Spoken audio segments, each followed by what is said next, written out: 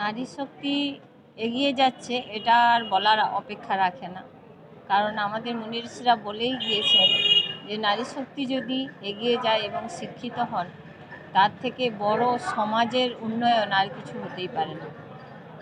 সেই জন্য আজকে খেজুরতলা বাজার কমিটি যে রক্তদান শিবির করেছেন, তার মধ্যে দেখা যাচ্ছে যে মহিলারা অনেক বেশি।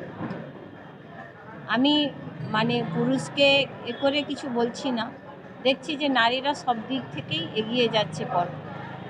এগোবে নিশ্চয়ই, সমাজ উন্নয়ন হচ্ছে, তারাও অনেক বেশি এগিয়ে যাচ্ছে। তো তারা আজকে 200 জনের মধ্যে বেশিরভাগটাই মহিলা আছেন।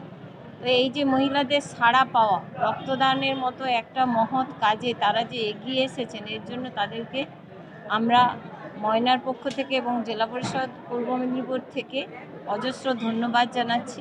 এবং এইখানকার যে বাজার কমিটি তিলভজা এবং শ্রীকণ্ঠা দুজনের মিলনস্থলে একটা বাজার, এটা খুব উন্নতি হয়েছে এবং তার জন্য উন্নয়নের পেছনে নিশ্চয়ই আমাদের মানুষজনই আছেন, এনারাই উন্নয়ন করেছেন, প্রত্যেকে আছেন, সবাই আজকে উপস্থিত ছিলেন, আমাদের স্যার বলেছেন। তো এইভাবে এই বাজারটারও উন্নতি হবে এবং যে রক্তদান শিবিরটা আজকে শুরু হলে কি হবে, এই শুরুটাই যেন বহু দিন ধরে চলে, এটাই আমি চাইব।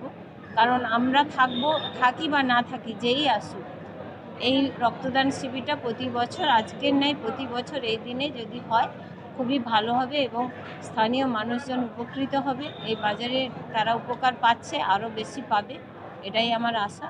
আমি পূর্ব মেদিনীপুর জেলা পরিষদের বনভূমি কর্মাধ্যক্ষ, এই অঞ্চলেরই বাসিন্দা, তিলভজা অঞ্চলে, এবং ময়নায় আমার বাড়ি, এটাই।